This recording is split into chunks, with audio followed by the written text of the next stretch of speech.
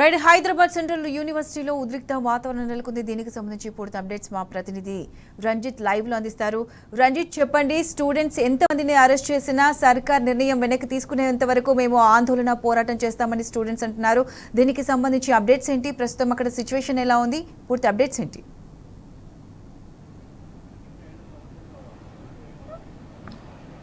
ప్రత్యూష, ఉదయం నుంచి ఇప్పటి వరకు కూడా ఈ విద్యార్థులు ఎక్కడ తగ్గకుండా నిరసన కార్యక్రమాలు చేపడుతున్నారు. దానిలో భాగంగానే ఉదయం నుంచి ఇక్కడ సెంట్రల్ యూనివర్సిటీ గేట్ వద్ద కావచ్చు, at the same time administration building వద్ద కూడా ఇక్కడ విద్యార్థులందరూ కూడా అంటే ఏకతాటి పైన ఒకేసారి అందరూ కూడా అడ్మినిస్ట్రేషన్ బిల్డింగ్ వద్ద ఇక్కడ ఎంట్రన్స్ వద్ద కూడా నిరసన కార్యక్రమాలు చేపడుతున్నారు. ఈ కార్యక్రమాలు చేపడుతుంటే ఇదంతా ఈ నిరసన కార్యక్రమాలు పోలీసుల మధ్య కూడా నడుస్తుంది. పోలీసులు అంటే వారిని ఎక్కడికి కూడా అంటే ఎవరైనా కొత్త వాళ్ళు ఎంట్రీ వచ్చినా ఎలాంటి వాళ్ళు పాస్ లేకుండా వాళ్ళు వచ్చిన వాళ్ళు ఎవరైనట్లయితే వాళ్ళని అదుపులోకి తీసుకొని కూడా పోలీస్ స్టేషన్లకు తీసుకునే పరిస్థితులు కనబడుతున్నాయి. దానితో పాటుగా ఉదయం నుంచి ఇప్పటి వరకు కూడా ఈ నిరసన కార్యక్రమాలు జరుగుతూ పాటలతోని రేవంత్ రెడ్డి సర్కార్ అండ్ రేవంత్ రెడ్డిని కూడా అంటే వాళ్ళు చేస్తున్న ఇలాంటి ఇవి నశించాలని కూడా వీళ్ళు నినాదాలు చేస్తున్న పరిస్థితులు కనబడుతున్నాయి. ప్రస్తుతానికి ఇప్పుడు మనం విజువల్లో చూసినట్లయితే దాదాపు 1000 మంది ఇక్కడ విద్యార్థులు వచ్చేసి నిరసన కార్యక్రమాలు చేపడుతున్నారు. పాటలు పాడుతూ వాళ్ళ యొక్క పద్ధతిలో వచ్చేసి నిరసన కార్యక్రమాలు చేపడుతున్నారు. దాంతోపాటు ఇక్కడ మన స్థానికంగా ఉన్న విద్యార్థులు ఉన్నారు. విద్యార్థులను అడిగి తెలుసుకుందాం ఇక్కడ ఉన్న పరిస్థితులను బట్టేసి. చెప్పండి, ఉదయం నుంచి కూడా మీరు నిరసన కార్యక్రమాలు చేపడుతున్నారు. అడ్మినిస్ట్రేషన్ బిల్డింగ్ దగ్గర కూడా చేశారు. దానిపైన మీ డిమాండ్ల పైన వీసీ కానీ ప్రభుత్వం కానీ ఏం చెప్తుంది? అడ్మిన్ నుంచి ఒక ప్రెస్ రిలీజ్ చేసిండ్రు. గవర్నమెంట్ తప్పుడు సమాచారం ఇచ్చింది, సర్వే చేసినామని చెప్పింది. దాని మీద సర్వే చేయలేదు అని చెప్పి మా అడ్మినిస్ట్రేషన్ ఒక లెటర్ ఇచ్చింది తప్ప అడ్మినిస్ట్రేషన్ బయటకు వచ్చి మాకు ఆన్సర్ చేయలేదు. యాక్చువల్గా మేము అడ్మిన్ దగ్గర ధర్నా చేపట్టినాం పొద్దున. వాళ్ళు రాకపోయేసరికి మేము మళ్ళీ ఫర్దర్గా ఇప్పుడు మెయిన్ గేట్కి వచ్చినాం. ఇక్కడ ధర్నా చేపడుతున్నాం. గత కొన్ని రోజులుగా ఈ ల్యాండ్ కబ్జాకి వ్యతిరేకంగా మేము ధర్నా చేస్తున్నాము. కాబట్టి గవర్నమెంట్ ని ఇప్పటికైనా మేము అప్పీల్ చేస్తున్నాము, ప్రజాస్వామికవాదుల్ని రెస్పాండ్ అవ్వండి. అన్ని రాజకీయ పార్టీల్ని రిక్వెస్ట్ చేస్తున్నాం, రెస్పాండ్ అవ్వండి. ఇది చాలా జెన్యూన్ కాదు. భవిష్యత్ తరాలకు ఉపయోగపడేటటువంటి ఆస్తి, ఉమ్మడి ఆస్తి ఒక్కసారి ప్రైవేటైజ్ అయిపోయి అమ్మబడితే మళ్ళీ యూనివర్సిటీకి ల్యాండ్ ఉండదు. యూనివర్సిటీ అనేది గవర్నమెంట్ది, పేద ప్రజలకు ఉపయోగపడేది. ప్రైవేట్ యూనివర్సిటీ కాదు ఇది. రేపు లక్షలు పెట్టి ప్రైవేట్ యూనివర్సిటీలో పిల్లలు పోయి చదవలేరు. ఇది సెంట్రల్ యూనివర్సిటీ, ఇంటర్నేషనల్. మరి రేవంత్ రెడ్డి మాత్రం ఇది ప్రభుత్వ భూమి అని అంటున్నాను. ఎస్, అఫ్ కోర్స్ ఇది ప్రభుత్వ భూమి. గవర్నమెంట్ ఇన్స్టిట్యూషన్స్ అన్ని కూడా ఉన్నాయి ప్రభుత్వ భూములలోనే. హెచ్సిఎం అన్న ప్రైవేట్ యూనివర్సిటీ, మరి ఇది కూడా పబ్లిక్ యూనివర్సిటీ కదా, ఇది కూడా గవర్నమెంట్ యూనివర్సిటీ కదా, సెంట్రల్ గవర్నమెంట్ యూనివర్సిటీ కదా. 1974లో వీసీ ఉన్నటువంటి గురుబక్ష్ సింగ్ గారు ఈ యూనివర్సిటీ చుట్టూ గోడ కట్టేయడం జరిగింది. గోడ కట్టించిందంటే దాని అర్థం ఎంత ముందు చూపు ఉంటే గోడ కట్టించిపోయింటాడు యూనివర్సిటీకి. ఈ రోజు తెలంగాణ సర్కారు ఎలాంటి ఇంపార్టెన్స్ ఎడ్యుకేషన్ ఇవ్వకుండా అసలు సోయి ఉందా మీకు? అసలు ఇంతనన్నా విద్యా వ్యవస్థ మీకు ఏదైనా అవగాహన ఉందా అని అడుగుతున్నాం మేము. కాబట్టి మీరు అర్థం చేసుకోండి, రిక్వెస్ట్ చేస్తున్నాం. ఇప్పటికైనా గవర్నమెంట్ ఇంటర్వ్యూన్ అయ్యి దీన్ని ఆపాలి. బుల్డోజర్లను వెనక్కి తీసుకోండి, పోలీసు వ్యవస్థను వెనక్కి తీసుకోండి. మీరు ఎంత భయపెట్టినా మేము భయపడడానికి సిద్ధంగా లేం. పోరాటాన్ని ముందుకు తీసుకుపోతాం ఖచ్చితంగా. ప్రభుత్వం ఇక్కడ ఫుట్బాల్ ఆడడానికి వచ్చిన రేవంత్ రెడ్డి ఫుట్బాల్ ఆడడానికి ఒక ముఖ్యమంత్రి హోదాలో వచ్చి దీన్ని పరిశీలించాడు. ఇక్కడ గుంట నక్కలు కూడా ఉంటాయంటున్నారు. దానిపైన మీ అభిప్రాయం? ఫుట్బాల్ ఆడడానికి వచ్చినప్పుడు ఈ గుండె నక్కలు కనలేదా? ఏ విద్యార్థులతో అయితే నువ్వు ఇక్కడ ఆడుకోవడానికి వచ్చావు ఆ విద్యార్థులు ఈ యూనివర్సిటీ విద్యార్థులే కదా, వాళ్ళతో వచ్చినప్పుడు నీకు అనిపించలేదా? ఎట్లా నువ్వు గుండె నక్కలని ఈ విద్యార్థులను అంటావు? నిన్ను ప్రేమతో స్వాగతించిన విద్యార్థులను నువ్వు గుండె నక్కలు ఎట్లా అంటావు? ఇక్కడ ఆడుకున్నప్పుడు నీకు ఆ గుండె నక్కలు కనలేదా? ఇక్కడికి వచ్చి సేద తీరినప్పుడు నీకు ఆ గుండె నక్కలు కనలేవా? ఇది కేవలం ప్రభుత్వం చేస్తున్న కుట్రపూరితంగా జరుగుతున్న చర్యనే తప్ప ఇంకేమీ కాదు. ఒకవేళ నిజంగా రాహుల్ గాంధీ గారికి సిద్ధశుద్ధి ఉంటే కనుక ఈ ఇష్యూ మీద స్పందించాలి. ఆడపిల్లల్ని పోలీసుల చేత లాఠీల చేత కొట్టించారు. ప్రియాంక గాంధీ గారు స్పందించారు ఈ విషయంలో. అదేవిధంగా మనతో పాటుగా వచ్చేసి నాయకులు ఉన్నారు. చెప్పండి, ఇక్కడ ప్రభుత్వానికి సంబంధించిన ల్యాండ్ విషయంలో ఇప్పటి వరకు వీసీ స్పందించలేదు. ఇది ప్రభుత్వ భూమి అని ఆల్రెడీ సర్వే చేసి పెట్టారు. అది సర్వే కూడా కాదు, అసలైన సర్వే కాదని అంటున్నారు. మరి ఇక్కడ ఇటు అధికారులు రావట్లేదు, ఇటు వీసీ కూడా నోరు మీద పెట్టలేదు. దానికి గల కారణాలు ఏంటి? ఇప్పుడు ఎవరి వాళ్ళు ప్రెస్ నోట్లు రిలీజ్ చేశారు. డీజీఐఏసీ ఏమో 14వ తేదీ రిలీజ్ చేసింది. ఏమని? ఈ భూమంతా మేము సర్వే చేశాము. మా యూనివర్సిటీ నిన్న రిలీజ్ చేసింది. సర్వే అంటే వాళ్ళు చూసుకొని వెళ్ళారు ఎక్కడ ల్యాండ్ అని. కానీ రెవెన్యూ అఫీషియల్స్ లేని సర్వే అంటారా? రెవెన్యూ అఫీషియల్స్ లేని సర్వే కాదు, ఇది యూనివర్సిటీ భూమే. ఇక్కడ కుట్రపూరితంగా ఈ తెలంగాణ గవర్నమెంట్ మమ్మల్ని మిస్లీడ్ చేసింది. ఇన్ని రోజులు మా భూమి మాకు ఇచ్చేయాలి. మేము అన్ని విధాలుగా మేము చూసుకున్నట్లయితే ఈ university of Hyderabad land state government కి ఇవ్వడం జరిగింది. ఏంటి స్టేట్ గవర్నమెంట్ IMG భరతాకి ఇవ్వడం జరిగింది. అంతే తప్ప మా భూమి మేము అడుగుతున్నాం తప్ప వేరేదేం అడగట్లేదు.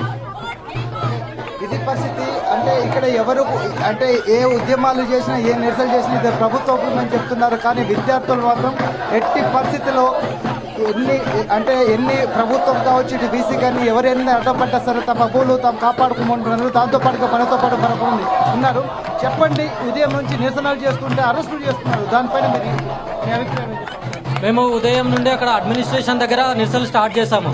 వీసీ రిజిస్టర్ కోసం చేశాను, వాళ్ళు రాలేదు, మా ప్రొటెస్ట్ అడ్రస్ చేయలేదు. అండ్ ఇప్పుడు మేము ఇక్కడ మెయిన్ గేట్కి వచ్చాము. ఇక్కడ మెయిన్ గేట్ దగ్గర మేము ఇక్కడ ప్రొటెస్ట్ చేస్తాం. ఇక్కడ కూడా మాకు ఇష్యూ రిజాల్వ్ అవ్వకపోతే మేము బయటికి వెళ్తాం. ఆల్రెడీ నిన్న అంతకు ముందు రోజు మేము అపోజిషన్ నాయకులను బీఆర్ఎస్ లీడర్ కేటీఆర్ సార్ను కలవడం జరిగింది. ఆ సార్ కూడా మాకు మద్దతు ఇస్తా అని చెప్పాడు. ఈ హెచ్సిలో ఏదైతే 400 ఎకరాలు ఉన్నదో ఇది హెచ్సికు చాలా చాలా ఇంపార్టెంట్. ఈ 400 ఎకరాలలో రిచ్ ఆఫ్ బయోడైవర్సిటీ ఉంది. ఇక్కడ జంతువులు ఉన్నాయి, ఎండేంజర్డ్ స్పీసీస్ ఉన్నాయి, పక్షులు ఉన్నాయి, ఎన్నో జాతుల మొక్కలు ఉన్నాయి. ఇవి మెడిసినల్ ప్లాంట్ చాలా ఉపయోగపడతాయి. అండ్ ఇప్పుడు మాకున్న 5,000 స్టూడెంట్ అడ్మిషన్లు ఇన్స్టిట్యూషన్ ఆఫ్ ఎమినెన్స్ తర్వాత మాకు ఇంకా 20,000 దాకా పెరగనున్నాయి. అప్పుడు పెరిగితే మేము డిపార్ట్మెంట్లు కట్టుకోవాలి, మేము ల్యాబులు కట్టుకోవాలి, మేము హాస్టల్స్ కట్టుకోవాలి. మాకు ల్యాండ్ ఎక్కడ వస్తుంది? సో ఇప్పుడు మొత్తం ల్యాండ్ మా హెచ్సియు పేరు మీద రిజిస్టర్ చేసి ఆ డాక్యుమెంట్ ట్రాన్స్పరెన్సీ ఉండి ఎవ్రీ స్టూడెంట్కి వచ్చేదాకా మేము ఈ ప్రొటెస్ట్లు ఆపము. ఈ ప్రొటెస్ట్ ఇలానే కంటిన్యూ అవుతుంది. వీళ్ళు ఎట్టి పరిస్థితులలో తమకు సంబంధించిన ల్యాండ్ వచ్చేసి హైదరాబాద్ యూనివర్సిటీ పేరు మీద రిజిస్ట్రేషన్ చేయాలి తప్ప అప్పటి వరకు కూడా ఎక్కడ కూడా వెనక్కి తగ్గపోమని చెప్తున్నారు. అదేవిధంగా చెప్పండి, ఈ ధర్నాకు వచ్చేసి ఇక్కడ అధికారులు వచ్చేసి ఎలాంటి ఇబ్బందులు చాలా ఇబ్బందులు పెడుతున్నారు. మొన్నేమో రీసెంట్ గా బులెరోలు పట్టుకొచ్చి స్టూడెంట్ల మీద హత్య ప్రచారం చేయడానికి జైల్లోకి తీసుకుపోయి అక్కడ కేసులు పెడతామని ట్రై చేసినా కానీ కేసులు కాక వెంటనే మన ప్రతిపక్షాలు వచ్చి కూడా మా విద్యార్థులను వెనుక తీసుకురావడం జరిగింది. ఈ విధంగా చూసుకున్నట్టే రేవంత్ రెడ్డి ఎప్పుడైతే యూనివర్సిటీకి వచ్చాడో రేవంత్ రెడ్డి బల్మూరు వెంకట వచ్చి యూనివర్సిటీ ఉన్న ప్లేస్ అంతా ఆక్యుపై చేసి ఇక్కడ కబ్జా చేయొచ్చు అని అనుకోని మనం ఇచ్చిన 420 హామీలను నిర్వహించడానికి మన సరైన ప్లేస్ ఈ భూమిని కబ్జా చేస్తేనే మనకు పలుకుపాటిగా పరంగా మనకు డబ్బు వస్తుందని ఆలోచించి ఈ పథకానికి కూనుకున్నాడు. ఇది పరిస్థితి. ఇక్కడ ఒకవైపు ధర్నాలు చేస్తున్నారు, పాటల రూపంలో కూడా నిరసనలు వ్యక్తున్న విజువల్స్ లో మనం చూస్తున్నాము. పాటలు పాడుతూ డప్పులు కొట్టుతూ వాళ్ళ యొక్క నిరసన కార్యక్రమాలను చెప్తున్నారు. ఇప్పటి వరకు ఉదయం నుంచి ఇప్పటి వరకు ఎక్కడ కూడా తగ్గకుండా కనీసం ఒక 1 అవర్ కూడా రెస్ట్ తీసుకోకుండా ఒక విద్యార్థులు కేవలం అంటే విద్యార్థులు ఇక్కడ చదువుకొని 2-3 సంవత్సరాలకు వెళ్ళిపోయే విద్యార్థులే తప్ప అంటే ఇక్కడ చదువుకునే విద్యార్థులు 2-3 సంవత్సరాలు ఇక్కడ ఉన్న తర్వాత వారు ప్రొఫెషనల్ పరంగా వాళ్ళు వెళ్ళిపోతారు తప్ప ఇక్కడ స్థిరంగా ఉండేది యూనివర్సిటీ మాత్రమే. యూనివర్సిటీకి సంబంధించిన భూములను కాపాడుకుంటే రేపు రాబోయే భావి తరాలకు రాబోయే విద్యార్థులకు వచ్చేసి ఇవి అండగా ఉంటాయి. దాంతోపాటు ఇది పర్యావరణం కూడా ఇక్కడ అన్ని బాగున్నాయి. పరిసరాలను ఒకవైపు లేకులు కావచ్చు, మరోవైపు చెరువులు కావచ్చు, ఇటు పచ్చని పరిశుభ్రత ఉన్న ఇలాంటి విశ్వవిద్యాలయాన్ని ఖచ్చితంగా కాపాడుకోవాలి, భావి తరాలకు ఒక ఆదర్శంగా నిలవాలని చెప్పేసి వీళ్ళు హైదరాబాద్ యూనివర్సిటీకి సంబంధించిన ల్యాండ్ను వాటి పేరు మీద రిజిస్ట్రేషన్ చేసే వరకు వీళ్ళ నిరాహార దీక్షలు కొనసాగుతూనే ఉంటాయని చెప్తున్నారు. ప్రత్యూష,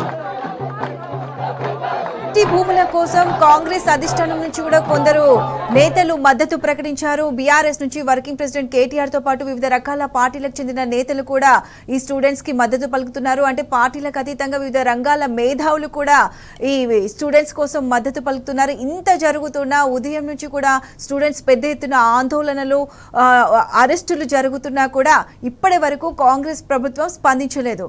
దీని గురించి విద్యార్థులు ఏమంటున్నారు?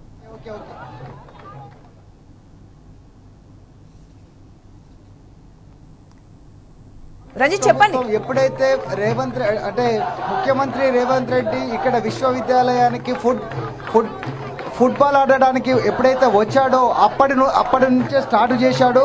ఇక్కడ దీనిపైన కన్ను పడిందని, ఈ ల్యాండ్ పైన కన్ను పడడం వల్ల వీటిని అమ్మాలి, బిల్డర్లకు, రియల్టర్లకు చెప్పాలని చెప్తున్నారు.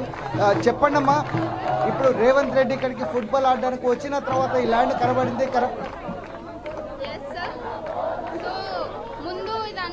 ఎలా జరిగిందో మాకు తెలీదు. ఈ ల్యాండ్ ఇష్యూ ముందు నుంచే ఉంది. కానీ ఇక్కడ సార్ ఏం కామెంట్ చేశారంటే ఇక్కడ ఫారెస్ట్ ఏం లేదు, ఒక చెట్టు కూడా లేదు, ఒక జింక కూడా లేదు, గుంటనక్కలు ఉన్నాయి అనేసి ఒక స్టేట్మెంట్ వదిలారు. బట్ ఇక్కడ ఏమున్నాయో మాకు తెలియదు. వచ్చి చూడండి, గ్రౌండ్ లో ఏం జరుగుతుందో చూడండి. ఇక్కడ ఎన్ని చెట్లు ఉన్నాయి, ఎన్ని చెట్లుంటే మీరు ఎన్ని బుల్డోజర్ ని తీసుకొని వస్తారు? 1, 2, 3 చెట్లు, అక్కడ ఫారెస్ట్ ఏం లేదన్నారు. అయితే మీరు నార్మల్ గా జనాల్ని తీసుకొచ్చి చేపియొచ్చు కదా, ఎందుకు బుల్డోజర్ ని తీసుకొని వచ్చారు? అది కూడా 50కి పైగా bulldozers. And over night work చేస్తున్నారు, అది కూడా హాలిడేస్ టైంలో. ఎందుకు వర్క్ చేస్తున్నారు? మీరు ఏదైనా ఓపెన్ గా చేయొచ్చు కదా. ఎందుకంటే ఇదంతా బ్యాక్గ్రౌండ్ లో గ్రౌండ్ రియాలిటీ తెలియట్లేదు మనకి. అండ్ మేము మాట్లాడదామంటే మాకు వాయిస్ బయటికి రానివ్వట్లేదు. గేట్లు క్లోజ్ చేస్తున్నారు. బీసీ గారితో మేము మార్నింగ్ నుంచి 3 days, అట్లీస్ట్ 1 week అయిపోయింది. 1 week నుంచి ప్రొటెస్ట్ చేస్తున్నాము and no one is responding.